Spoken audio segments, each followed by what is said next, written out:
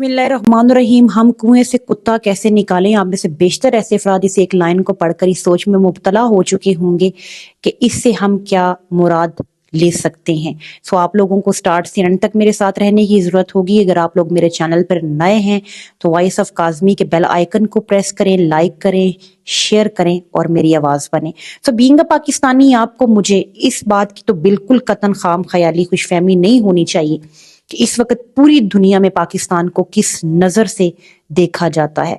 आज आप किसी एयरपोर्ट पे चले जाएं, किसी भी कंट्री में, वहां पर अगर आप ग्रीन पासपोर्ट दिखाते हैं तो मुतलका अफसरान को भी चुकन्ना होते हुए देख सकते हैं। और ये मेरा एक पर्सनल एक्सपीरियंस अभी रिसेंट हो चुका है ईरान इराक मौला हुसैन अलैहिस्सलाम के चेहलम के ऊपर, कि वाकई ही वहां पे अरबाइन के दौरान और ज़ियारात के दौरान जो सिक्योरिटी एहलकार है, जब वो हमसे सवाल पूछते कि आप कहाँ से हैं और Pakistan, I am from Pakistan, एक बड़ा प्राउडली हमारा जवाब जो होता, और उसकी तासरात मुझे आज भी वो नहीं समझ पाए और मैं इंतहाई जो एम्बैरसिंग है वो मेरे लिए मोमेंट होता है।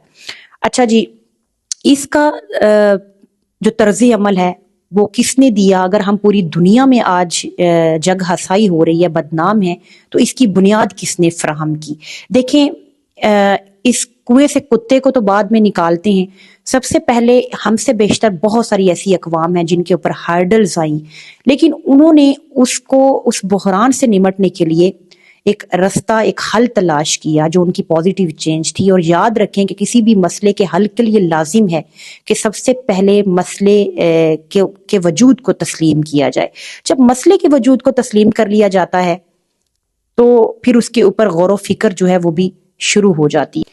अब यहाँ पर अगर चाइना और जापान की एग्जाम्पल कोट की जाए कि दूसरी जंग अजीम के खात्मे के बाद जो जापान है, माली जानी नुकसान होने के बाद इकोनॉमिकली आप उसको किस पोजीशन में देखते आए हैं और देख रहे हैं।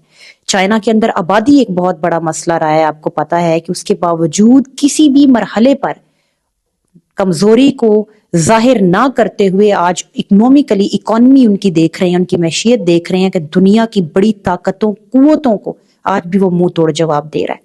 आप इंडिया को देख लें जिसके अंदर आबादी 1 अरब से तजावज कर गई, गुर्बत बेइंतहा हो गई, उनके अंदर लसानी, मजहबी और जो सकाफती तनू है वो एक गैर मामूली इख्तियार कर गया, लेकिन इसके बावजूद वो हमसे बहुत बेहतर जगह पर एग्जिस्टेंस उनकी है और वो बहुत अच्छी पोजीशन पर है। इसके बरक्स हम कहां पर हैं? अगर कुएं में कुत्ता गिर जाए तो फुकाए कराम के हुक्म के मुताबिक अगर एक खास मिकदार में पानी निकाल लिया जाए तो कुआं पाक हो जाता है, मगर इससे पहले कुत्ते को कुएं से निकालना नागजीर होता है। लेकिन अगर वो कुत्ता कुएं के अंदर रहने दिया जाए तो फिर उसके अंदर जितना भी पानी निकाला जाए कुएं की नापाकी बरकरार रहेगी। इसकी मिसाल खुद के अंदर लें, हमारे इरादों में, हमारे फैसलों में, हमारी सोच में, हमारे अमाल में आज भी हम अपने अंदर से उस मरे हुए कुत्ते को अलग नहीं कर पाए। पानी हम बाहर फेंक रहे हैं, यानी अपने फिक्रो अमल के कुएं से कुत्ता निकालें। अपने अंदर से मरे हुए उस नफ्स के कुत्ते को हम अपने आप से अलग नहीं कर पाए कि हम इस कोशिश में हैं कि जिंदगी जैसे भी गुजर बसर हो रही है, इस मसाइल का हल भी खुद ब खुद निकलता रहे। यानी हम अपनी सोच में सड़ने के अमल से मुसलसल गुजर रहे हैं। याद रखें कि अंदर की तब्दीली लाए बगैर जो बाहर की हकीकी मुस्बत सोच है वो आप कभी भी नहीं सोच सकते।